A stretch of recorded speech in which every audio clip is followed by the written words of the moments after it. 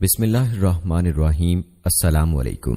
ناظرین، حضرت نوح علیہ السلام کے وصال کے برسوں بعد اللہ تعالیٰ نے ایک قوم پیدا فرمائی جسے اس زمانے میں قوم عاد کہا جاتا تھا۔ یہ لوگ صحت مند، طاقتور، بڑے قد کاٹ اور لمبی عمروں والے تھے،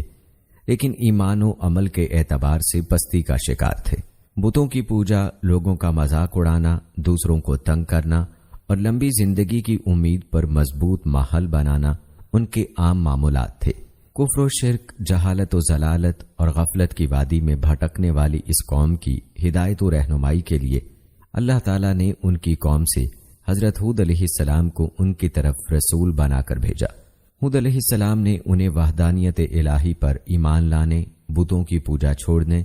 صرف اللہ تعالیٰ کی عبادت کرنے اور تمام برے افعال کو ترک کرنے کی دعوت دی، لیکن بہت تھوڑے افراد نے آپ کی تصدیق کی اور اکثر نے تکذیب و مخالفت اور بے بنیاد الزامات لگانے پر کمر باندھ لی۔ ناظرین، حضرت ہود علیہ السلام قبیلہ عاد سے تعلق رکھتے تھے۔ یہ ایک عربی قبیلہ تھا جن کی رہائش عمان اور حجر موت کے درمیان ریت کے ٹیلوں والے علاقے احقاف میں تھی۔ یہ علاقہ سمندر کے کنارے پر واقع تھا جو شہر کے نام سے معروف تھا، اور ان کی وادی کا نام مغیث تھا۔ یہ لوگ زیادہ تر لمبے لمبے ستونوں والے خیموں میں رہتے تھے، جیسے کہ اللہ تعالیٰ نے قرآن پاک میں ارشاد فرمایا، کیا تم نے جانا نہیں کہ تمہارے پروردگار نے عاد کے ساتھ کیا کیا جو ارم کہلاتے تھے؟ اتنے دراز قد کے تمام ملک میں ایسے لوگ پیدا نہیں ہوئے تھے۔ مثلوہا سے مراد یہ ہے کہ اس قبیلے جیسے قوی ہیکل لوگ اور کسی علاقے میں نہیں تھے۔ کہتے ہیں سب سے پہلے حضرت ہود علیہ السلام نے عربی زبان میں کلام فرمایا۔ البتہ وہب بن منبع رحمہ اللہ فرماتے ہیں کہ ہود علیہ السلام کے والد سب سے پہلے عربی بولنے والے تھے۔ بعض حضرات نے حضرت نوح علیہ السلام اور حضرت آدم علیہ السلام کا نام لیا ہے، کچھ دوسرے اقوال بھی ہیں، واللہ عالم۔ حضرت اسماعیل علیہ السلام سے پہلے کے عرب باشندے عرب عربہ خالص عرب کہلاتے ہیں۔ ان میں بہت سے قبائل شامل ہیں، مثلا عاد، سمود، جرہم، تسم، جدیس، امیم، مدین، املاک، جاسم، قحطان، بنو یقطن وغیرہ۔ حضرت ابراہیم علیہ السلام کے فرزند حضرت اسماعیل علیہ السلام کی اولاد عرب مستعربہ کہلاتی ہے۔ فصیح و بلیغ عربی زبان میں سب سے پہلے حضرت اسماعیل علیہ السلام نے کلام فرمایا۔ آپ نے عربی زبان قبیلہ جرہم کے ان افراد سے سیکھی تھی جو آپ کی والدہ حضرت ہاجرہ علیہ السلام کے پاس رہائش پذیر ہو گئے تھے، لیکن اللہ تعالیٰ نے اسماعیل علیہ السلام کو انتہائی فصاحت و بلاغت عطا فرمائی تھی۔ رسول اللہ صلی اللہ علیہ وآلہ وسلم بھی اسی انداز سے فصیح و بلیغ عربی میں کلام فرمایا کرتے تھے۔ ناظرین، ہود علیہ السلام کی بعثت کے حوالے سے اگر بات کی جائے تو طوفان نوح کے بعد سب سے پہلے قوم عاد نے، جنہیں عاد اولا بھی کہا جاتا ہے، بت پرستی اختیار کی۔ ان کے 3 بت تھے جن کے نام سمد، سمود اور ہر تھے۔ چنانچہ اللہ تعالیٰ نے ان کے بھائی ہود علیہ السلام کو نبی بنا کر مبعوث فرمایا۔ انہوں نے اپنی قوم کو اللہ کی طرف بلایا۔ اللہ تعالیٰ نے سورہ اعراف میں حضرت نوح علیہ السلام کا واقعہ بیان کرنے کے بعد فرمایا، اور اسی طرح قوم عاد کی طرف ان کے بھائی ہود کو بھیجا۔ انہوں نے کہا کہ بھائیو، اللہ ہی کی عبادت کرو، اس کے سوا تمہارا کوئی معبود نہیں، کیا تم ڈرتے نہیں؟ ان کی قوم کے سردار جو کافر تھے کہنے لگے کہ تم ہمیں احمق نظر آتے ہو اور ہم تمہیں جھوٹا خیال کرتے ہیں۔ انہوں نے کہا کہ بھائیو، مجھ میں حماقت کی کوئی بات نہیں، بلکہ میں رب العالمین کا پیغمبر ہوں۔ میں تمہیں اللہ کے پیغام پہنچاتا ہوں اور تمہارا امانت دار خیر خواہ ہوں۔ کیا تم کو اس بات پر تعجب ہوا ہے کہ تم میں سے ایک شخص کے ہاتھ تمہارے پروردگار کی طرف سے تمہارے پاس نصیحت آئی تاکہ وہ تمہیں ڈرائے؟ اور یاد تو کرو جب اس نے تمہیں قوم نوح کے بعد سردار بنایا اور تمہیں پھیلاؤ زیادہ عطا کیا، پس اللہ کی نعمتوں کو یاد کرو تاکہ نجات حاصل کر سکو۔ وہ کہنے لگے کہ تم ہمارے پاس اس لیے آئے ہو کہ ہم اکیلے اللہ ہی کی عبادت کریں اور جن کو ہمارے باپ دادا پوجتے چلے آئے ہیں ان کو چھوڑ دیں۔ اگر تم سچے ہو تو جس چیز سے ہمیں ڈراتے ہو اسے لے آؤ۔ ہود نے کہا کہ تمہارے پروردگار کی طرف سے تم پر عذاب اور غضب کا نازل ہونا مقرر ہو چکا ہے۔ کیا تم مجھ سے ایسے ناموں کے بارے میں جھگڑتے ہو جو تم نے اور تمہارے باپ دادا نے اپنی طرف سے رکھ لیے ہیں، جن کی اللہ نے کوئی سند نازل نہیں کی، سو تم بھی انتظار کرو، میں بھی تمہارے ساتھ انتظار کرتا ہوں۔ پھر ہم نے ہود کو اور جو لوگ ان کے ساتھ تھے ان کو نجات بخشی، اور جنہوں نے ہماری آیتوں کو جھٹلایا تھا ان کی جڑ کاٹ دی، اور وہ ایمان لانے والے تھے ہی نہیں۔ اور ناظرین، سورہ ہود میں حضرت نوح علیہ السلام کے واقعے کے بعد اللہ تعالیٰ نے فرمایا، اور ہم نے عاد کی طرف ان کے بھائی ہود کو بھیجا، انہوں نے کہا کہ اے میری قوم، اللہ ہی کی عبادت کرو، اس کے سوا تمہارا کوئی معبود نہیں، تم شرک کر کے اللہ پر محض بہتان باندھتے ہو۔ اے میری قوم، میں اس واعظ و نصیحت کا تم سے کچھ صلہ نہیں مانگتا، میرا صلہ تو اس کے ذمے ہے جس نے مجھے پیدا کیا، بھلا تم سمجھتے کیوں نہیں؟ اور اے میری قوم، اپنے پروردگار سے بخشش مانگو، پھر اس کے آگے توبہ کرو، وہ تم پر آسمان سے موسلا دھار میم برسائے گا اور تمہاری طاقت پر طاقت بڑھائے گا، اور دیکھو گناہگار بن کر روگردانی نہ کرو۔ وہ بولے، اے ہود، تم ہمارے پاس کوئی دلیل ظاہر لے کر نہیں آئے، اور ہم صرف تمہارے کہنے سے نہ اپنے معبودوں کو چھوڑنے والے ہیں اور نہ تم پر ایمان لانے والے ہیں، ہم تو یہ سمجھتے ہیں کہ ہمارے کسی معبود نے تمہیں آسیب پہنچا کر دیوانہ کر دیا ہے۔ انہوں نے کہا کہ میں اللہ کو گواہ بناتا ہوں، اور تم بھی گواہ رہو کہ جن کو تم اللہ کا شریک بناتے ہو میں ان سے بیزار ہوں، جن کی اللہ کے سوا عبادت کرتے ہو،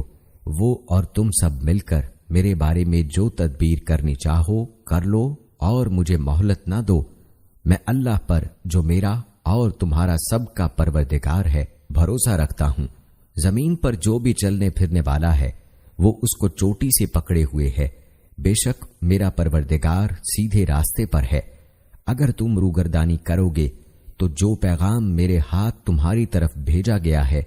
وہ میں نے تمہیں پہنچا دیا ہے، اور میرا پروردگار تمہاری جگہ اور لوگوں کو لا بسائے گا، اور تم اللہ کا کچھ بھی نقصان نہیں کر سکتے۔ میرا پروردگار تو ہر چیز پر نگہبان ہے۔ اور جب ہمارا حکم عذاب آ پہنچا تو ہم نے ہود کو اور جو لوگ ان کے ساتھ ایمان لائے تھے ان کو اپنی مہربانی سے بچا لیا، اور انہیں عذاب شدید سے نجات دی۔ یہ وہی عاد ہیں جنہوں نے اللہ کی نشانیوں سے انکار کیا اور اس کے پیغمبروں کی نافرمانی کی، اور ہر متکبر و سرکش کا کہا مانا، تو اس دنیا میں بھی لعنت ان کے پیچھے لگی رہی اور قیامت کے دن بھی لگی رہے گی۔ دیکھو، عاد نے اپنے پروردگار سے کفر کیا، اور سن رکھو ہود کی قوم عاد پر پھٹکار ہے۔ دوستو، روایات بتاتی ہیں کہ حضرت ہود علیہ السلام امانت داری، مخلصی اور توکل جیسے بڑے اور اعلیٰ اوصاف کے مالک تھے۔ حضرت ہود علیہ السلام قوم عاد میں ایک امانت دار شخص کی حیثیت سے معروف تھے، اسی لیے جب قوم کے سامنے آپ نے اپنی رسالت کا اعلان فرمایا تو اپنی شان امانت داری کو بھی بطور خاص ذکر فرمایا۔ اس حوالے سے قرآن کریم کی سورہ شعراء میں ارشاد باری تعالیٰ ہے، بے شک میں تمہارے لیے امانت دار رسول بن کر آیا ہوں۔ دوستو، امانت داری حقیقت میں تمام انبیاء کرام علیہ السلام کا بنیادی وصف اور پسندیدہ انسانی صفات میں سے ہے۔ انبیاء کرام علیہ السلام خود بھی امانت دار ہوتے تھے اور اپنی امتوں کو بھی اس کا درس دیتے تھے۔ امانت کا لفظ بہت وسیع ہے، اس میں مالی امانت بھی داخل ہے، وحی الہی کی امانت بھی شامل ہے، اور اپنی ذمہ داریوں کو صحیح طریقے سے پورا کرنا بھی داخل ہے، اور دوسروں کو ذمہ داری دیتے ہوئے اہلیت و معیار کو پیش نظر رکھنا بھی شامل ہے۔ روایات بتاتی ہیں کہ سیدنا ہود علیہ السلام انتہائی مخلص اور ہر معاملے میں محض رضائے الہی کے طلبگار تھے، اسی لیے تبلیغ رسالت کے فرائض انجام دہی میں قوم کو واضح کر دیا کہ میں تم سے اس تبلیغ پر کچھ اجرت نہیں مانگتا، کیونکہ میرا اجر تو اسی کے ذمے پر ہے جو تمام جہانوں کا رب ہے۔ اس واقعے کو قرآن کریم کی سورہ شعراء میں ان الفاظ کے ساتھ بیان کیا گیا ہے، اور میں تم میں سے اس تبلیغ حق پر کوئی معاوضہ نہیں مانگتا، میرا اجر تو فقط تمام جہانوں کے رب کے ذمے ہے۔ دوستو، حضرت ہود علیہ السلام اللہ تعالیٰ پر توکل کے اعلیٰ مقام پر فائز تھے۔ تبلیغ رسالت میں آپ اپنی طاقتور اور ظالم و جابر قوم سے بالکل خوف زدہ نہ ہوئے، اور ان سے صاف صاف فرما دیا کہ میں اللہ تعالیٰ پر بھروسہ رکھتا ہوں جو میرا اور تمہارا رب ہے، اور بے شک میرا رب سیدھے راستے پر چلنے والوں کو ملتا ہے۔ دوستو، اس واقعے کو قرآن کریم کی سورہ ہود میں ان الفاظ کے ساتھ بیان کیا گیا، بے شک میں نے اللہ پر توکل کر لیا ہے جو میرا بھی رب ہے اور تمہارا بھی رب ہے، کوئی چلنے والا جاندار ایسا نہیں مگر وہ اسے اس کی چوٹی سے پکڑے ہوئے ہے، یعنی مکمل طور پر اس کے قبضہ قدرت میں ہے۔ بے شک میرا رب حق و عدل میں سیدھی راہ پر چلنے سے ملتا ہے۔ دوستو، یہ تھا مختصر تعارف اور تذکرہ حضرت ہود علیہ السلام کا۔ آئیے اب قوم عاد کا پس منظر آپ کو بتاتے ہیں۔ روایات بتاتی ہیں کہ طوفان نوح ختم ہونے کے بعد حضرت نوح علیہ السلام اور کشتی میں سوار دیگر مسلمان جودی پہاڑ پر اترے اور قریبی علاقے میں ایک بستی قائم کر کے اس میں رہنا شروع کر دیا۔ یہاں صرف حضرت نوح علیہ السلام کی اولاد کا سلسلہ آگے بڑھا، جبکہ بقیہ مسلمانوں سے کوئی نسل آگے نہیں چلی۔ اللہ تعالیٰ نے اولاد نوح علیہ السلام میں برکت دی اور گزرتے وقت کے ساتھ ساتھ آپ کی نسل مبارک میں اضافہ ہوتا گیا۔ جب ان کی تعداد بڑھی تو یہ مختلف قوموں اور قبیلوں میں تقسیم ہو کر دور دراز علاقوں میں پھیل گئے۔ انہی میں سے ایک قبیلہ جنوب کی جانب متوجہ ہوا اور جزیرہ عرب کے جنوبی طرف یمن کے ریتلے ٹیلے والے علاقے احقاف میں قیام پذیر ہو گیا۔ یہ قبیلہ اپنے والد عاد یا بادشاہ عاد کی نسبت سے قوم عاد کے نام سے معروف ہوا۔ روایات بتاتی ہیں کہ قوم عاد پر اللہ تعالیٰ کے بڑے انعامات تھے۔ اللہ تعالیٰ نے قوم عاد کو سلطنت دی اور بدنی قوت بھی وافر عطا فرمائی۔ شداد ابن عاد جیسا بڑا بادشاہ انہی میں سے ہوا، اور جسمانی اعتبار سے یہ لوگ انتہائی صحت مند، قوی و توانا، بہت لمبے قد والے اور بڑے بھاری ڈیل ڈول والے تھے۔ ان کے قد کاٹ سے متعلق قرآن کریم کی سورہ الفجر میں ارشاد باری تعالیٰ ہے، جو اہل ارم تھے اور بڑے بڑے ستونوں کی طرح دراز قد اور اونچے محلات والے تھے، جن کا مثل دنیا کے ملکوں میں کوئی بھی پیدا نہیں کیا گیا۔ دوستو، معروف واقعہ ہے کہ عاد کے ایک بیٹے شداد نے دنیا پر بادشاہت کی اور روئے زمین کے تمام بادشاہ اس کے فرما بردار ہوئے۔ اس نے جنت کا ذکر سن کر سرکشی کے طور پر دنیا میں جنت بنانی چاہی اور اس ارادے سے ایک بہت بڑا شہر بنایا، جس کے محل سونے اور چاندی کی اینٹوں سے تعمیر کیے گئے۔ یاقوت اور دیگر جواہرات کے ستون اس کی عمارتوں میں نصب ہوئے اور انہی سے فرش بنائے گئے۔ سنگریزوں کی جگہ آبدار موتی بچھائے گئے۔ ہر محل کے گرد جواہرات پر نہریں جاری کی گئیں اور طرح طرح کے درخت حسن و تزئین کے ساتھ لگائے گئے۔ جب یہ شہر مکمل ہوا تو شداد بادشاہ اپنے آیان سلطنت کے ساتھ اس کی طرف روانہ ہوا۔ ابھی یہ لوگ اس شہر سے ایک منزل یعنی تقریباً 18 میل فاصلے کی دوری پر تھے کہ آسمان سے ایک ہولناک آواز آئی، جس سے یہ سب ہلاک ہو گئے۔ روایات میں آتا ہے کہ حضرت امیر معاویہ رضی اللہ تعالی عنہ کے عہد میں حضرت عبداللہ بن قلابہ رضی اللہ تعالی عنہ صحرائے عدن میں اپنا گمشدہ اونٹ تلاش کرتے ہوئے اس شہر میں پہنچے تو انہوں نے اس شہر کی تمام زیب و زینت دیکھی، مگر وہاں کوئی مکین نہ پایا۔ پھر تھوڑے سے جواہرات لے کر وہاں سے چلے۔ یہ بات جب حضرت امیر معاویہ رضی اللہ تعالی عنہ کو معلوم ہوئی تو انہوں نے حضرت عبداللہ بن قلابہ رضی اللہ تعالی عنہ کو بلا کر صورتحال دریافت کی۔ حضرت عبداللہ بن قلابہ رضی اللہ تعالی عنہ نے سارا واقعہ سنایا تو حضرت امیر معاویہ رضی اللہ تعالی عنہ نے حضرت کعب بن احبار رضی اللہ تعالی عنہ سے دریافت کیا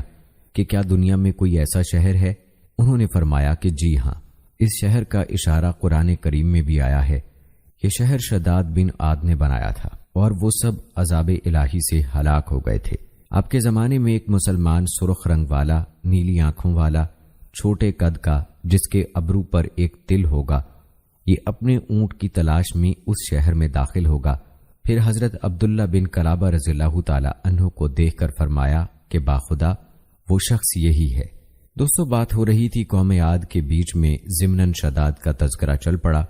کہ جس کا تعلق اسی قوم عاد سے تھا۔ روایات بتاتی ہیں کہ نعمتوں کی بہتات کے سبب قوم عاد بڑی خوشحال اور آرام دہ زندگی بسر کر رہی تھی، لیکن ان میں کفر و شرک اور فسق و فجور کی وبا پھیلی ہوئی تھی۔ یہ لوگ توحید الہی، عبادت خداوندی اور اطاعت رسول چھوڑ کر مختلف ناموں سے موسوم اپنے ہی تراشیدہ بتوں کی پوجا میں مشغول تھے۔ اس کے علاوہ یہ سرے راہ چھوٹی چھوٹی عمارتیں بناتے، ان پر بیٹھ کر لوگوں سے چھیڑخانی اور مذاق و مسخری کرتے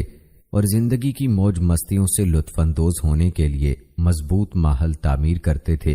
ان کے طرز عمل سے یہ لگتا تھا کہ جیسے انہیں کبھی مرنا ہی نہیں بلکہ ہمیشہ زندہ رہنا ہے۔ دوستو، روایات سے یہ بات معلوم ہوتی ہے کہ طوفان نوح کے برسوں بعد سب سے پہلے قوم عاد نے توحید و رسالت اور ایمان و ہدایت سے دوری اختیار کی اور ایک عرصے تک بت پرستی کفر و شرک، گمراہی و سرکشی، فسق و فجور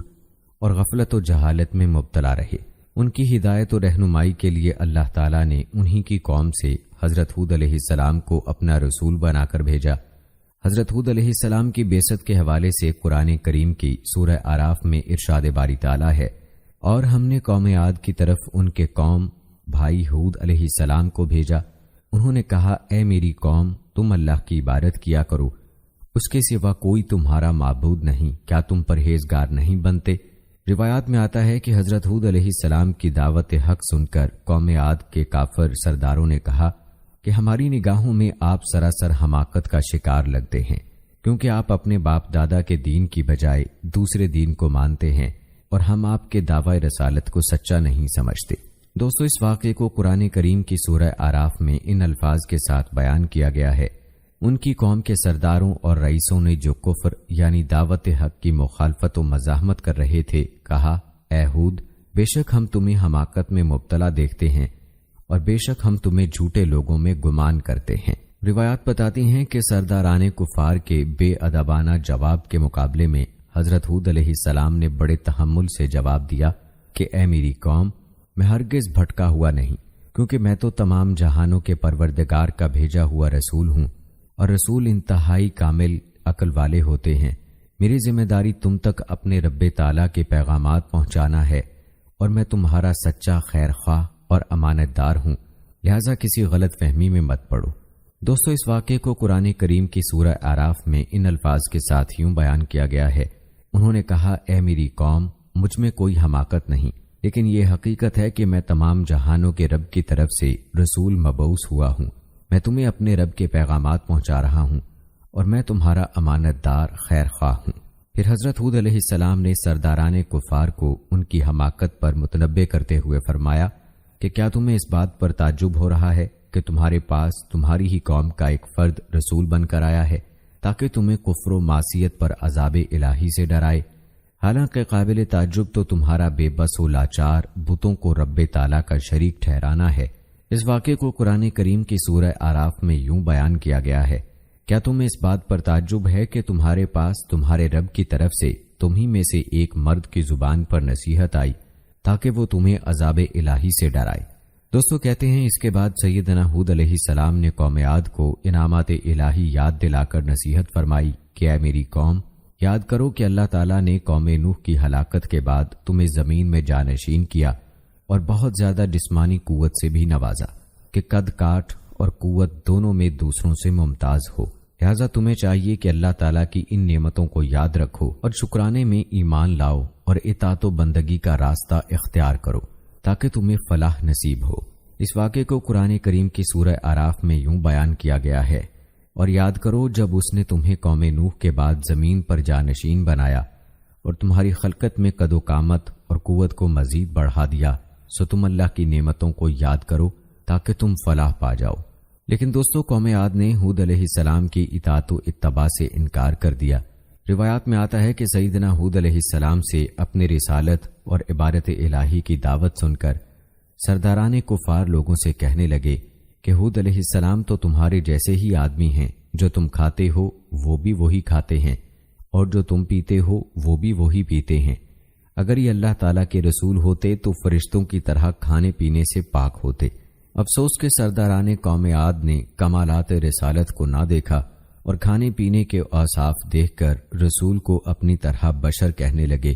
اور یہی چیز ان کی گمراہی کی بنیاد بنی۔ جیسا کہ قرآن کریم کی سورہ مومنون میں اس واقعے کو ان الفاظ کے ساتھ بیان کیا گیا ہے، اور ان کی قوم کے بھی وہی سردار اور وڈیرے بول اٹھے جو کفر کر رہے تھے اور آخرت کی ملاقات کو جھٹلاتے تھے، اور ہم نے انہیں دنیاوی زندگی میں مال و دولت کی کثرت کے باعث آسودگی بھی دے رکھی تھی۔ لوگوں سے کہنے لگے کہ یہ شخص تو محض تمہارے ہی جیسا ایک بشر ہے، وہی چیز کھاتا ہے جو تم کھاتے ہو اور وہی کچھ پیتا ہے جو تم پیتے ہو، اور اگر تم نے اپنے ہی جیسے ایک بشر کی اطاعت کر لی تو پھر تم ضرور خسارہ اٹھانے والے ہوں گے۔ روایات بتاتی ہیں کہ قوم عاد نے ایک اور موقع پر واضح الفاظ میں یہ کہہ کر بھی حضرت ہود علیہ السلام کی رسالت کا انکار کیا کہ اگر ہمارا رب ہماری طرف کوئی رسول بھیجنا چاہتا تو وہ فرشتوں کو اتار دیتا اور آپ چونکہ فرشتہ نہیں اس لیے ہم آپ کی رسالت کا انکار کرتے ہیں۔ دوستو، اس واقعے کو قرآن کریم کی سورہ حامیم سجدہ میں ان الفاظ کے ساتھ بیان کیا گیا ہے: جب ان کے پاس ان کے آگے اور ان کے پیچھے یا ان سے پہلے اور ان کے بعد پیغمبر آئے اور کہا کہ اللہ کے سوا کسی کی عبادت نہ کرو، تو وہ کہنے لگے اگر ہمارا رب چاہتا تو فرشتوں کو اتار دیتا، سو جو کچھ تم دے کر بھیجے گئے ہو ہم اس کے منکر ہیں۔ دوستو، ایک اور مقام پر قوم عاد کی تکذیب کا ذکر ان الفاظ کے ساتھ کیا گیا ہے: قوم عاد نے بھی پیغمبروں کو جھٹلایا جب ان سے ان کے قومی بھائی ہود علیہ السلام نے فرمایا کیا تم اللہ سے ڈرتے نہیں ہو؟ بے شک میں تمہارے لیے امانت دار رسول بن کر آیا ہوں، سو تم اللہ سے ڈرو اور میری اطاعت کرو، اور میں تم سے اس تبلیغ حق پر کوئی معاوضہ نہیں مانگتا، میرا اجر تو فقط تمام جہانوں کے رب کے ذمے ہے۔ سورہ شعراء کی آیت نمبر 123 تا 127۔ لیکن یہ لوگ برابر اپنے نبی کو جھٹلاتے رہے۔ دوستو، روایات میں آتا ہے کہ حضرت ہود علیہ السلام نے قوم عاد کو قیامت کے دن دوبارہ زندہ ہو کر بارگاہ الہی میں پیش ہونے کا بھی بتایا، جس پر کافر سرداروں نے ورغلانے کے لیے اپنے لوگوں کو ایک عقلی دلیل دیتے ہوئے کہا کہ کیا سیدنا ہود علیہ السلام تم سے یہ کہتے ہیں کہ مرنے کے بعد جب تمہارا گوشت پوست سب مٹی میں مل جائے گا اور صرف ہڈیاں باقی رہ جائیں گی تو اس کے بعد تمہیں پھر سے زندہ کر کے قبروں سے نکالا جائے گا؟ یہ سب باتیں عقل سے بہت بعید ہیں۔ اس کے علاوہ قوم عاد کے سرداروں نے اپنے لوگوں کو آج کے دہریوں کی طرح کہا کہ دوبارہ زندگی کبھی نہیں ملے گی اور دنیا کی زندگی کے سوا اور کوئی زندگی نہیں، اسی دنیا میں موت و حیات کا سلسلہ جاری ہے کہ ہم پیدا ہوتے ہیں اور پھر کسی وقت مر جاتے ہیں اور قصہ تمام، نہ کوئی مرنے کے بعد زندگی ہے اور نہ کوئی حساب کتاب۔ مزید یہ کہ حضرت ہود علیہ السلام کا دعوی رسالت اور موت کے بعد زندگی کی باتیں سب خام خیالی ہے اور نعوذ باللہ غلط طور پر خدا تعالیٰ کی طرف منسوب ہے۔ اس واقعے کو قرآن کریم کی سورہ مومنون میں یوں بیان کیا گیا ہے: کیا یہ شخص تم سے یہ وعدہ کر رہا ہے کہ جب تم مر جاؤ گے اور تم مٹی اور بوسیدہ ہڈیاں ہو جاؤ گے تو تم دوبارہ زندہ ہو کر نکالے جاؤ گے؟ بعید از قیاس، بعید از وقوع ہیں وہ باتیں جن کا تم سے وعدہ کیا جا رہا ہے۔ وہ آخرت کی زندگی کچھ نہیں، ہماری زندگانی تو یہی دنیا ہے، ہم یہیں مرتے اور جیتے ہیں اور بس ختم، ہم دوبارہ نہیں اٹھائے جائیں گے۔ یہ تو محض ایسا شخص ہے جس نے اللہ پر جھوٹا بہتان لگایا ہے اور ہم بالکل اس پر ایمان لانے والے نہیں ہیں۔ دوستو، یوں ان لوگوں نے ہٹ دھرمی اختیار کی اور ہود علیہ السلام پر ایمان نہ لائے کیونکہ قوم عاد کا غرور، تکبر حد درجے تک بڑھا ہوا تھا۔ روایات بتاتی ہیں کہ قبیلہ عاد کے لوگ بڑے طاقتور، شاہزور اور متکبر تھے۔ ایک موقع پر سیدنا ہود علیہ السلام نے انہیں عذاب الہی سے ڈرایا تو انہوں نے اپنی قوت پر غرور کرتے ہوئے کہا کہ ہم سے زیادہ طاقتور کوئی نہیں اور اگر عذاب آیا تو ہم اسے اپنی طاقت سے ہٹا سکتے ہیں۔ دوستو، اس واقعے کو قرآن کریم کی سورہ حامیم سجدہ میں ان الفاظ کے ساتھ بیان کیا گیا ہے: پس جو قوم عاد تھی سو انہوں نے زمین میں ناحق تکبر اور سرکشی کی اور کہنے لگے ہم سے بڑھ کر طاقتور کون ہے؟ اور کیا انہوں نے نہیں دیکھا کہ اللہ جس نے انہیں پیدا فرمایا ہے وہ ان سے کہیں بڑھ کر طاقتور ہے؟ اور وہ ہماری آیتوں کا انکار کرتے رہے۔ دوستو، روایات میں آتا ہے کہ قوم عاد نے حضرت ہود علیہ السلام کی نصیحتوں کے جواب میں ہٹ دھرمی کا مظاہرہ کرتے ہوئے ایک موقع پر کہا کہ آپ کی ہمیں نصیحت کرنا نہ کرنا دونوں برابر ہیں، ہم ہرگز آپ کی بات نہ مانیں گے اور نہ ہی دعوت حق قبول کریں گے، اور جن چیزوں کا آپ ہمیں خوف دلا رہے ہیں یہ پہلے لوگوں کی باتیں ہیں، وہ بھی ایسی ہی باتیں کرتے تھے۔ ہمارے اعمال و عادات پر دنیا میں نہ تو ہمیں عذاب دیا جائے گا، نہ مرنے کے بعد ہمیں اٹھنا ہے اور نہ آخرت میں کوئی حساب دینا ہے۔ دوستو، اس واقعے کو قرآن کریم کی سورہ شعراء میں ان الفاظ کے ساتھ بیان کیا گیا ہے: وہ بولے ہمارے حق میں برابر ہے، خواہ تم نصیحت کرو یا نصیحت کرنے والوں میں نہ بنو، ہم نہیں مانیں گے۔ یہ اور کچھ نہیں مگر صرف پہلے لوگوں کی عادات و اطوار ہیں جنہیں ہم چھوڑ نہیں سکتے اور ہم پر عذاب نہیں کیا جائے گا۔ دوستو، ظلم کی انتہا ملاحظہ فرمائی کہ قوم عاد نے اپنے شرک اور بت پرستی کے جواز میں اللہ تعالیٰ پر ہی شرک کی اجازت بلکہ حکم دینے کا بہتان لگا دیا کہ نعوذ باللہ رب تعالیٰ نے اپنے شریک بنائے ہیں اور ہم اسی کے حکم سے ان بتوں کی عبادت کرتے ہیں۔ اس کا رد کرتے ہوئے حضرت ہود علیہ السلام نے پہلے اپنی قوم کو وحدانیت الہی کا اقرار اور عبادت الہی کرنے کی دعوت دی۔ پھر فرمایا کہ شرک و بت پرستی کے جواز پر تمہارا یہ قول اللہ تعالیٰ پر صریح بہتان ہے۔ اللہ تعالیٰ نے نہ تو کسی کو اپنا شریک بنایا ہے اور نہ ہی اپنے علاوہ کسی اور کی عبادت کا حکم دیا ہے۔ اس واقعے کو قرآن کریم کی سورہ ہود میں یوں بیان کیا گیا ہے، اور ہم نے قوم عاد کی طرف ان کے بھائی ہود علیہ السلام کو بھیجا۔ انہوں نے کہا، اے میری قوم، اللہ کی عبادت کرو، اس کے سوا تمہارے لیے کوئی معبود نہیں، تم اللہ پر شریک رکھنے کا محض بہتان باندھنے والے ہو۔ البتہ دوستو، حضرت ہود علیہ السلام اپنی قوم کو واضح نصیحت کرتے رہے۔ ایک موقع پر حضرت ہود علیہ السلام نے اپنی قوم سے فرمایا کہ بے شک مجھے ڈر ہے کہ تمہارے شرک اور توحید سے منہ موڑنے کی وجہ سے کہیں تم پر ایک بڑے دن کا عذاب نہ آ جائے۔ اگر تم اسے بچنا چاہتے ہو تو اللہ تعالیٰ کی وحدانیت پر ایمان لے آؤ اور صرف اسی کی عبادت کرو۔ اس واقعے کو قرآن کریم کی سورہ احقاف میں یوں بیان کیا گیا ہے، اور اے حبیب، آپ قوم عاد کے بھائی ہود علیہ السلام کا ذکر کیجیے جب انہوں نے عمان اور مہرا کے درمیان یمن کی ایک وادی احقاف میں اپنی قوم کو اعمال بد کے نتائج سے ڈرایا۔ حالانکہ اس سے پہلے اور اس کے بعد بھی کئی ڈرانے والے پیغمبر گزر چکے تھے کہ تم اللہ کے سوا کسی اور کی پرستش نہ کرنا، مجھے ڈر ہے کہ کہیں تم پر بڑے ہولناک دن کا عذاب نہ آ جائے۔ لیکن حضرت ہود علیہ السلام کی نصیحت کے جواب میں قوم عاد نے کہا کہ اے ہود علیہ السلام، کیا آپ ہمارے پاس اس لیے آئے ہو کہ ہم سے ہمارے بتوں کی پوجا چھڑا کر ہمیں اپنے دین کی طرف پھیر لو؟ ایسا تو ہرگز نہیں ہو سکتا۔ ہاں، آپ نے جس عذاب کی ہمیں وعید سنائی ہے، اگر آپ سچے ہیں تو ہم پر وہ عذاب لے آئیں۔ دوستو، اس واقعے کو قرآن کریم کی سورہ احقاف میں یوں بیان کیا گیا ہے، وہ کہنے لگے کہ کیا آپ ہمارے پاس اس لیے آئے ہیں کہ ہمیں ہمارے معبودوں سے برگشتہ کر دیں؟ پس وہ عذاب لے آئیں جس سے ہمیں ڈرا رہے ہیں، اگر آپ سچوں میں سے ہیں۔ اس کے جواب میں سیدنا ہود علیہ السلام نے قوم عاد سے فرمایا کہ عذاب اترنے کا علم تو صرف اللہ تعالیٰ ہی کو ہے، اور وہی اس کے مقررہ وقت پر نازل فرمائے گا۔ میری ذمہ داری یہ ہے کہ احکام الہی تم تک پہنچا دوں۔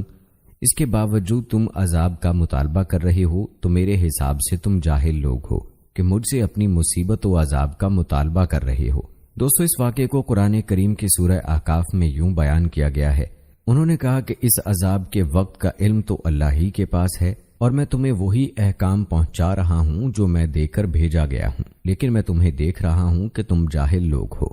روایات بتاتی ہیں کہ قوم عاد کے مطالبے پر حضرت ہود علیہ السلام نے فرمایا کہ اس میں کوئی شک نہیں کہ تمہاری سرکشی کی وجہ سے اللہ تعالیٰ کا غضب و عذاب تم پر لازم ہو گیا ہے، اور یہ کسی بھی وقت نازل ہو جائے گا۔ اور جہاں تک بتوں کے بارے میں تمہارا مجھ سے بحث کرنے کا تعلق ہے تو اس کی حقیقت صرف اتنی ہے کہ تم مجھ سے ان ناموں کے بارے میں جھگڑتے ہو جو تم نے اور تمہارے باپ دادا نے اپنے بتوں کے لیے رکھ لیے اور انہیں معبود مان کر ان کی پوجا شروع کر دی، حالانکہ ان کی کوئی حقیقت نہیں اور ان کے معبود ہونے پر اللہ تعالیٰ نے کوئی دلیل نہیں اتاری۔ لہذا اگر تم نہیں مانتے تو عذاب الہی کا انتظار کرو، اور میں بھی منتظر ہوں کہ کب تم پر عذاب نازل ہوتا ہے۔ دوستو، جب قوم عاد نے حضرت ہود علیہ السلام کی دعوت قبول کرنے سے انکار کر کے کفر و شرک اور گناہوں پر اصرار کو ترجیح دی تو اس کی سزا میں اللہ تعالیٰ نے ان کی سرزمین پر 3 سال تک بارش روک دی، جس سے شدید قحط پڑ گیا اور اللہ تعالیٰ نے ان کی عورتوں کو بانجھ کر دیا۔ جب اس صورتحال سے یہ لوگ پریشان ہوئے تو حضرت ہود علیہ السلام نے ان سے فرمایا کہ اگر تم اللہ تعالیٰ پر ایمان لے آؤ، میری رسالت کی تصدیق کرو، اللہ تعالیٰ سے اپنے گناہوں سے سچی توبہ کرو اور اسی سے مغفرت اور نجات طلب کرو، تو اس کی برکت سے اللہ تعالیٰ موسلا دھار بارش بھیج کر تمہاری زمینوں کو سرسبز و شاداب کر دے گا، تمہاری قوت میں اضافہ فرمائے گا اور تمہیں اولاد بھی عطا فرمائے گا، اور اگر تم نے ایسا نہ کیا تو تم تباہ و برباد ہو جاؤ گے۔ لہذا میری نصیحت مان لو اور اس سے منہ پھیر کر اپنے جرموں پر قائم نہ رہو۔ دوستو، اس واقعے کو قرآن کریم کی سورہ ہود میں یوں بیان کیا گیا ہے، اور اے لوگو، تم اپنے رب سے گناہوں کی بخشش مانگو، پھر اس کی جناب میں صدق دل سے رجوع کرو، وہ تم پر آسمان سے موسلا دھار بارش بھیجے گا اور تمہاری قوت پر قوت بڑھائے گا، اور تم مجرم بنتے ہوئے اس سے روگردانی نہ کرنا۔ روایات بتاتی ہیں کہ قوم عاد نے حضرت ہود علیہ السلام کی نصیحت قبول نہ کی اور خود ساختہ معبودوں سے متعلق اپنا نظریہ بیان کیا جس پر سیدنا ہود علیہ السلام نے ان باطل معبودوں سے بیزاری اور برات کا اظہار فرمایا۔ اس واقعے کو قرآن کریم کی سورہ ہود میں یوں بیان کیا گیا ہے، بے شک میں نے اللہ پر توکل کر لیا ہے جو میرا بھی رب ہے اور تمہارا بھی رب ہے، کوئی چلنے والا جاندار ایسا نہیں مگر وہ اسے اس کی چوٹی سے پکڑے ہوئے ہے، یعنی مکمل طور پر اس کے قبضہ قدرت میں ہے۔ بے شک میرا رب حق و عدل میں سیدھی راہ پر چلنے سے ملتا ہے۔ دوستو، یہ حضرت ہود علیہ السلام کی قوت ایمانی، اللہ تعالیٰ پر توکل اور خدائی حفاظت کی برکت تھی کہ آپ نے بالکل بے خوف ہو کر ایک ایسی قوم سے یہ کلمات فرمائے جو قوت و طاقت اور زور و ہمت والی تھی، لیکن اپنی تمام تر عداوت و قوت کے باوجود حضرت ہود علیہ السلام کو ذرا بھر بھی کوئی تکلیف یا نقصان نہ پہنچا سکی۔ دوستو، یہ تھا تذکرہ قوم عاد کی ہٹ دھرمی اور ان کے تکبر و غرور کا۔ اب تذکرہ کرتے ہیں حضرت ہود علیہ السلام کی قوم عاد کے خلاف دعا اور اس کی قبولیت کا۔ روایات بتاتی ہیں کہ حضرت ہود علیہ السلام کی تمام تر کوششوں کے باوجود قوم عاد کے چند افراد ہی آپ پر ایمان لائے اور باقی کفر و شرک اور معاصی کی دلدل میں پھنسے رہے۔ جب ان کے ایمان لانے کی کوئی امید باقی نہ رہی اور قبول حق کی بجائے انتہائی سرکشی پر اتر آئے تو آپ علیہ السلام نے ان کے خلاف دعا کرتے ہوئے بارگاہ الہی میں عرض کی اور اللہ تعالیٰ نے آپ کی دعا کو قبول کرتے ہوئے قوم عاد کو عبرتناک انجام کی خبر دے دی۔ اس واقعے کو قرآن کریم کی سورہ مومنون میں یوں بیان کیا گیا ہے، پیغمبر نے عرض کیا، اے میرے رب، میری مدد فرما اس صورتحال میں کہ انہوں نے مجھے جھٹلا دیا ہے۔ ارشاد ہوا، تھوڑی ہی دیر میں وہ پشیماں ہو کر رہ جائیں گے۔ روایات میں آتا ہے کہ جب قوم عاد عرصہ دراز تک دعوت حق ملنے کے باوجود ایمان نہ لائی اور کفر و معاصی پر جمی رہی تو اللہ تعالیٰ نے ان کے علاقوں پر بارش روک دی، جس سے یہ لوگ قحط سالی میں مبتلا ہو گئے۔ مصیبت کی اس گھڑی میں سیدنا ہود علیہ السلام نے انہیں سمجھایا اور توبہ و استغفار کرنے اور ایمان لانے کی صورت میں قحط سے نجات کی بشارت دی، لیکن قوم نہ مانی۔ ترمذی شریف کی روایت ہے کہ حضور نبی کریم صلی اللہ علیہ وآلہ وسلم نے فرمایا کہ جب قوم عاد میں قحط سالی نمودار ہوئی تو انہوں نے قیل نامی ایک شخص کو بطور قاصد بیت اللہ شریف دعا کرنے کے لیے بھیجا۔ یہ مکہ مکرمہ کے قریب بکر بن معاویہ کے ہاں ٹھہرا۔ بکر نے اسے شراب پلائی اور اس کی دو باندیوں نے قیل کے سامنے گانا گایا۔ پھر قیل مہرا کے پہاڑوں کی طرف نکلا اور وہاں جا کر دعا کی کہ اے اللہ، میں کسی بیمار کی دوا یا کسی قیدی کے فدیے کے لیے نہیں آیا، بس تو اپنے بندے اور اس کی قوم کو بارش کا وہ پانی پلا دے جو تو اسے پلایا کرتا تھا، اور اس کے ساتھ بکر بن معاویہ کو بھی پلا دے۔ قیل نے اپنی دعا میں بکر بن معاویہ کو شراب پلانے کا شکریہ ادا کرنے کے لیے شامل کیا تھا۔ روایات بتاتی ہیں کہ کچھ ہی دیر میں اس کے سر پر چند بادل نمودار ہوئے اور اس سے کہا گیا کہ ان میں سے کوئی ایک بادل چن لو۔ قیل نے ایک سخت سیاہ بادل چن لیا تو اس سے کہا گیا کہ تو نے جلی ہوئی راکھ لے لی جو قوم عاد میں سے کسی کو بھی نہ چھوڑے گی۔ اس کے بعد اللہ تعالیٰ نے وہ سیاہ بادل قوم عاد کی وادیوں کی جانب چلا دیا، جسے دیکھ کر وہ لوگ بہت خوش ہوئے اور کہنے لگے کہ یہ برسنے والا بادل ہے۔ حضرت ہود علیہ السلام نے ان سے فرمایا کہ یہ برسنے والا بادل نہیں بلکہ یہ تو وہ عذاب ہے جس کی تم جلدی مچا رہے تھے، سن لو، اس بادل میں دردناک عذاب پر مشتمل آندھی ہے۔ دوستو، اس واقعے کو قرآن کریم کی سورہ احقاف میں یوں بیان کیا گیا ہے،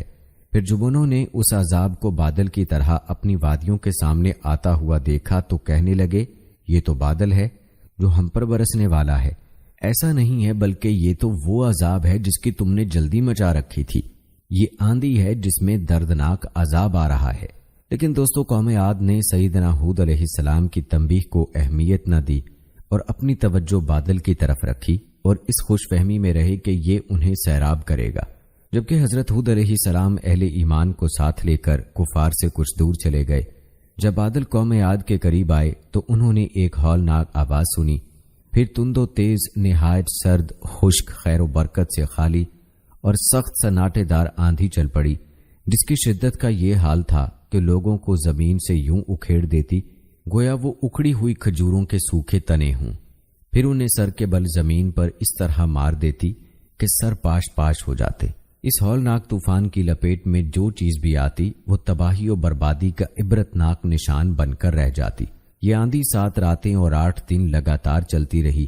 اور جب ختم ہوئی تو قوم عاد کے خالی مکان ہی نظر آ رہے تھے، جبکہ تمام کفار نیست و نابود ہو کر فنا کے گھاٹ اتر چکے تھے۔ دوستو، اس ہولناک عذاب کا حال قرآن کریم میں یوں بیان کیا گیا ہے،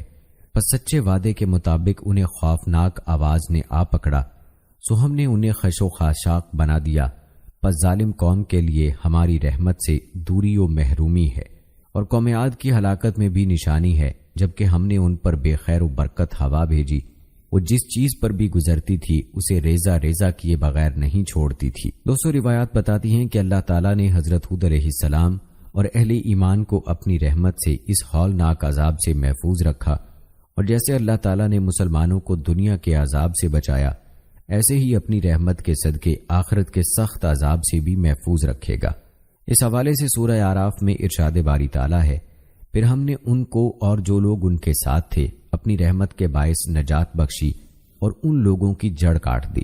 جنہوں نے ہماری آیتوں کو جھٹلایا تھا اور وہ ایمان لانے والے نہ تھے۔ دوستو، یاد رہے کہ قوم عاد کا ہولناک انجام اپنے اندر نصیحت و عبرت کے بے شمار درس لیے ہوئے ہے۔ جب اس قوم کی اکثریت رب تعالیٰ کی نافرمانی پر تل گئی اور کسی بھی قسم کی واضح و تذکیر قبول کرنے سے انکار کر دیا، بلکہ سمجھانے والوں کا مذاق اڑانے اور خدائی احکام کے جھٹلانے کو اپنا وتیرہ بنا لیا، تو عذاب الہی کا ایسا کوڑا برسا کہ جس نے ان کا نام و نشان مٹا کر رکھ دیا۔ اللہ تعالیٰ نے اس واقعے کو اور اس سے عبرت حاصل کرنے کو قرآن کریم میں کئی جگہ پر صراحت سے بیان فرمایا ہے۔ سورہ ہود میں ارشاد باری تعالیٰ ہے، اور یہ قوم عاد ہے جنہوں نے اپنے رب کی آیتوں کا انکار کیا اور اپنے رسولوں کی نافرمانی کی، اور ہر جابر و متکبر دشمن حق کے حکم کی پیروی کی، اور اس دنیا میں بھی ان کے پیچھے لعنت لگا دی گئی، اور قیامت کے دن بھی لگے گی۔ یاد رکھو کہ قوم عاد نے اپنے رب کے ساتھ کفر کیا تھا۔ خبردار، ہود علیہ السلام کی قوم عاد کے لیے رحمت سے دوری ہے۔ اسی طرح سورہ نجم میں ارشاد باری تعالیٰ ہے، اور یہ کہ اسی نے پہلی قوم عاد کو ہلاک کیا اور قوم سمود کو بھی، پھر ان میں سے کسی کو باقی نہ چھوڑا، اور اس سے پہلے قوم نوح کو بھی ہلاک کیا، بے شک وہ بڑے ہی ظالم اور بڑے ہی سرکش تھے۔ اور قوم لوط کی الٹی ہوئی بستیوں کو اوپر اٹھا کر اس نے نیچے دے پٹکا، پس ان کو ڈھانپ لیا جس نے ڈھانپ لیا، یعنی پھر ان پر پتھروں کی بارش کر دی۔ سو اے انسان، تو اپنے پروردگار کی کن کن نعمتوں میں شکر کرے گا۔ دوستو، یہ تھا تفصیلی تذکرہ قوم ہود پر اللہ تعالیٰ کے عذاب کا۔ اس قوم پر عذاب کے بعد ہود علیہ السلام کہاں تشریف لے گئے، آپ علیہ السلام نے کتنی عمر پائی، اور آپ علیہ السلام کی قبر مبارک کہاں ہے، یہ بھی آپ کو بتائیں گے۔ لیکن اس سے پہلے آپ کو چند احادیث بتاتے ہیں جن میں حضرت ہود علیہ السلام کا تذکرہ موجود ہے۔ دوستو، احادیث نبوی صلی اللہ علیہ وآلہ وسلم میں حضرت ہود علیہ السلام اور قوم عاد کا ذکر مختلف روایات میں ملتا ہے۔ حضرت عبداللہ بن عباس رضی اللہ تعالی عنہ سے روایت ہے کہ حضور نبی کریم صلی اللہ علیہ وآلہ وسلم نے فرمایا کہ اللہ تعالی ہم پر اور عاد کے ہم قوم یعنی حضرت ہود علیہ السلام پر رحم فرمائے۔ اسی طرح حضرت ابی بن کعب رضی اللہ تعالی عنہ سے روایت ہے کہ حضور نبی کریم صلی اللہ علیہ وآلہ وسلم جب انبیاء اکرام علیہ السلام کا تذکرہ فرماتے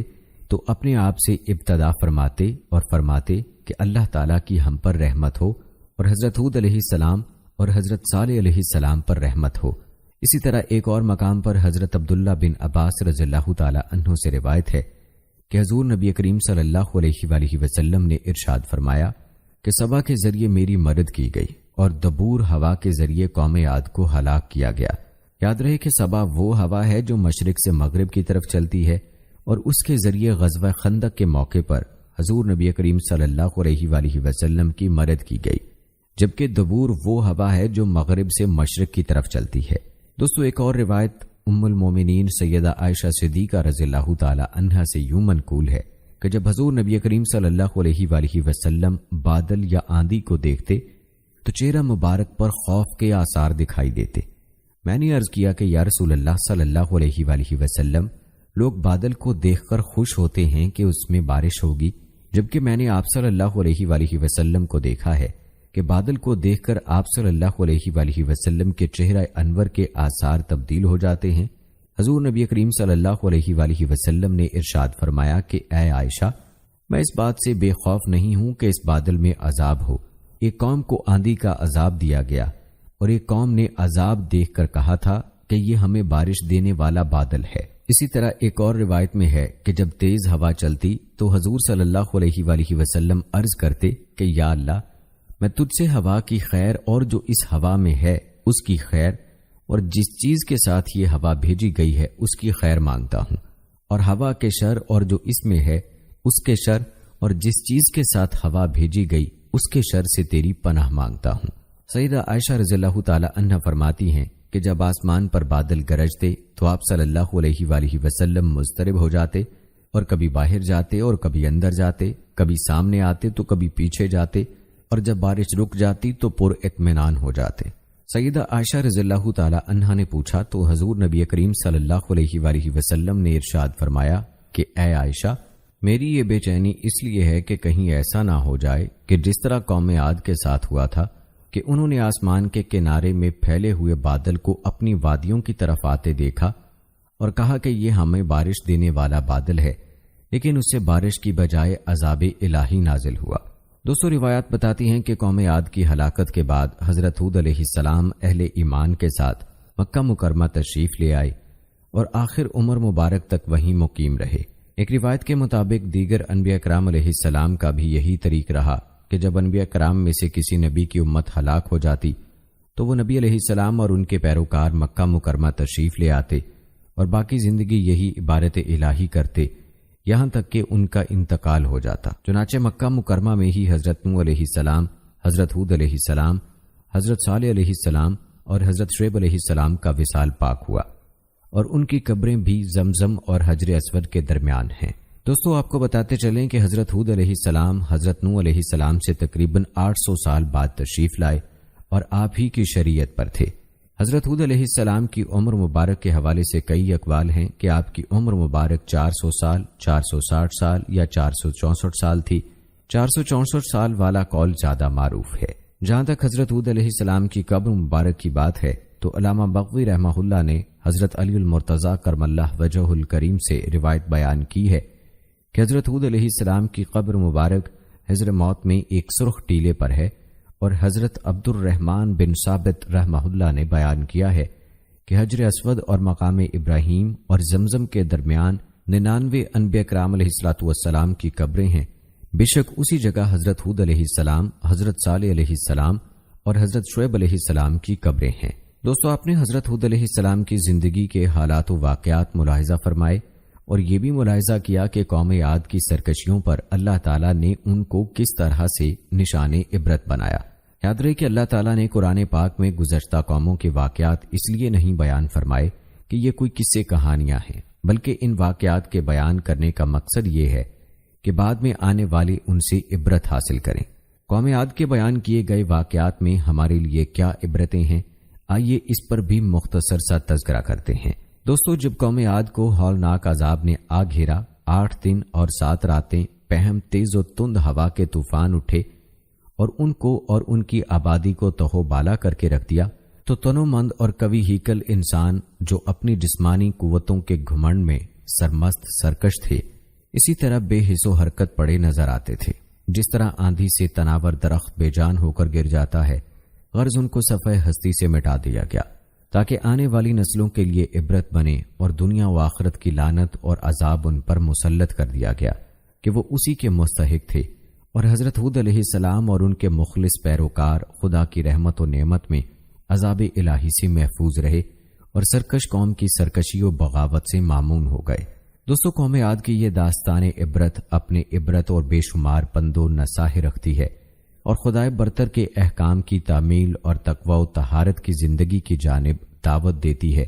شرارت، سرکشی اور خدا کے احکام سے بغاوت کے انجام بد سے آگاہ کرتی اور وقتی خوش عیشی پر گھمنڈ کر کے نتیجے کی بدبختی پر مذاق اڑانے سے ڈراتی اور باز رکھتی ہے۔ دوستو، حضرت ہود علیہ السلام نے لطف و مہربانی کے ساتھ اپنی قوم کو خدا کی وحدانیت پر ایمان لانے کی ترغیب دی، اس کی لازوال نعمتوں کو یاد دلایا اور آئندہ کے لیے وعدہ کیا، مگر بدبخت قوم نے کس طرح مان کر نہ دیا۔ اس کا سب سے بڑا سبب وہ جاہلانہ عقیدہ تھا کہ باپ دادا کی ریت و رسم اور ان کے خود ساختہ اصنام کی قہرمانیت کے خلاف جو شخص بھی آواز اٹھائے گا وہ ان بتوں کی پھٹکار میں آ جائے گا۔ دوستو، یاد رکھیں، یہ مہلک عقیدہ جن قوموں کے اندر اپنے جراثیم پیدا کر دیتا ہے، ان قوموں کا اپنے مسئلے اور اپنے پیغمبر کے ساتھ وہی سلوک ہوتا ہے جو قوم ہود اور قوم نوح کے تذکروں میں نظر آتا ہے۔ اگر غور کیا جائے تو گزشتہ قوموں میں اپنے مصلحین اور انبیاء صادقین کے خلاف قوموں کا بغض و عناد اسی ایک عقیدے پر مبنی رہا ہے کہ ہمارے باپ دادا کی ریت و رسم اور ان کے خود ساختہ اصنام کی قہرمانیت کے خلاف کیوں کچھ کہا جاتا ہے۔ یونان کے مشہور حکیم سقراط کو زہر کا پیالہ اسی لیے پینا پڑا کہ وہ اپنی قوم کے معبودان باطل کی قہرمانیت کا کیوں انکار کرتا اور ان کو کس لیے ان کے غلبہ و اقتدار کا مخالف بناتا ہے۔ پس یہ جرثومہ اقوام کی روحانی زندگی کے لیے ہمیشہ تباہ کن اور ان کی فلاح و سعادت ابدی کے لیے ہلاکت آفریں رہا۔ دوستو، حضرت ہود علیہ السلام اور دیگر انبیاء علیہ السلام کی یہ سنت بہترین اسوہ ہے کہ تبلیغ و پیغام حق کی راہ میں بدی کا بدلہ نیکی سے دیا جائے اور تلخی کا جواب شیریں کلامی سے پورا کیا جائے۔ البتہ مبلغ ان کی بدکرداری اور مسلسل سرکشی پر اللہ تعالیٰ کے بنائے ہوئے قانون، جزائے عمل یا پاداش عمل کو ضرور یاد دلائے اور آنے والے انجام بد پر یقیناً ان کو تنبیہ کرے اور یہ حقیقت بار بار سامنے لائے کہ جب کوئی قوم اجتماعی سرکشی، ظلم اور بغاوت پر آمادہ ہو جاتی ہے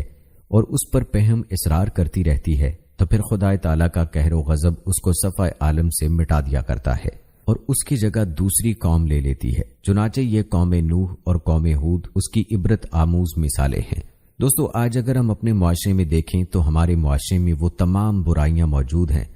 جو کہ گزشتہ قوموں میں پائی جاتی تھیں، لیکن یہ اللہ تعالیٰ کی ہم پر کرم نوازی ہے اور ہمارے پیارے آقا صلی اللہ علیہ وآلہ وسلم کی دعاؤں کا ثمرہ ہے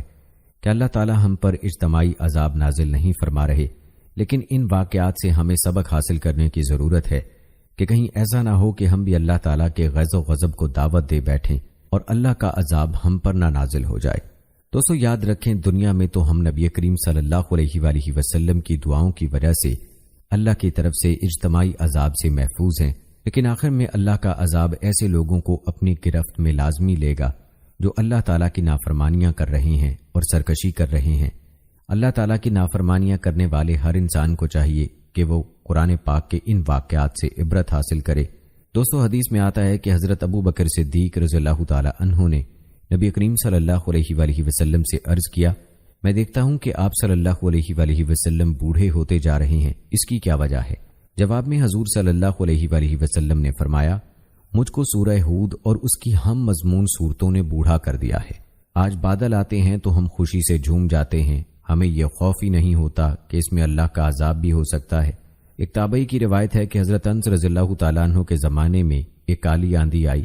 تو میں ان کی خدمت میں حاضر ہوا اور پوچھا کہ اے ابو حمزہ، کیا ایسی کالی اور اندھیری آندھیاں رسول اللہ صلی اللہ علیہ وآلہ وسلم کے زمانے میں بھی آپ لوگوں پر آتی تھی؟ انہوں نے فرمایا، اللہ کی پناہ، وہاں تو یہ حال تھا کہ ذرا ہوا تیز ہو جاتی تو ہم قیامت کے خوف سے مسجد کی طرف دوڑ پڑتے تھے۔ اس غفلت اور نادانی میں فرد میں مبتلا ہوتا ہے جب وہ دیکھتا ہے کہ نافرمانیاں کیے چلا جا رہا ہے اور اس کی کوئی پکڑ نہیں ہوتی، بلکہ بعض اوقات نافرمانیوں کی راہ ہموار ہوتی چلی جاتی ہے، اور یہ کسی فرد کے لیے انتہائی بدبختی کی علامت ہے۔ دوستو، سورہ بنی اسرائیل آیت نمبر 83 میں ارشاد ہوا ہے، انسان کا حال یہ ہے کہ جب ہم اس کو نعمت عطا کرتے ہیں تو وہ اینٹتا اور پیٹھ موڑ لیتا ہے، اور جب ذرا مصیبت سے دوچار ہوتا ہے تو مایوس ہونے لگتا ہے۔ مطلب یہ ہے کہ انسان سمجھتا ہے کہ یہ سب کچھ اسے اس کی اہلیت کی وجہ سے ملا ہے اور اس کا حق یہی ہے کہ یہ سب کچھ اس کو ملے،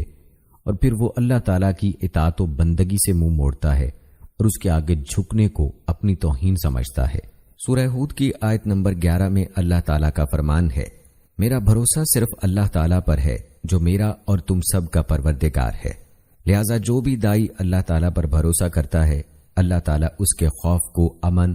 اور کمزوری کو قوت و طاقت سے بدل دیتا ہے۔ ناظرین، تاریخ انسانی کے مطالعے سے یہ بات بالکل عیاں ہے کہ جب کسی معاشرے میں ظلم و عدوان، سرکشی، فتنہ و فساد، قتل و غارت گری، کفر و شرک اور دیگر معاصی پھیل جاتے ہیں،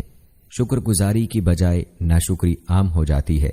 تو پھر ایسے معاشرے اور ملک عذاب الہی کا شکار ہو جاتے ہیں۔ متکبر و جابر قومیں مٹ جاتی ہیں اور ناز و نام میں داد عیش دینے والی بستیاں ختم ہو جاتی ہیں۔ اس طرح گناہ نہ صرف انسانی جسم و عقل کے لیے نقصان دہ ثابت ہوتے ہیں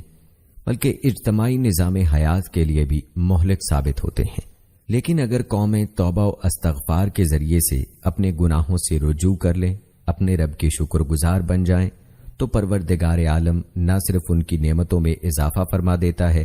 بلکہ ان قوموں کو طویل عرصے تک نعمتوں سے مستفید ہونے کا موقع دیتا ہے۔ حضرت ہود علیہ السلام بھی اپنی قوم کو اسی حقیقت سے روشناس کراتے ہوئے فرماتے ہیں، اے میری قوم کے لوگو، تم اپنے پالنے والے سے اپنی تقصیروں کی معافی طلب کرو اور اس کی جناب میں توبہ کرو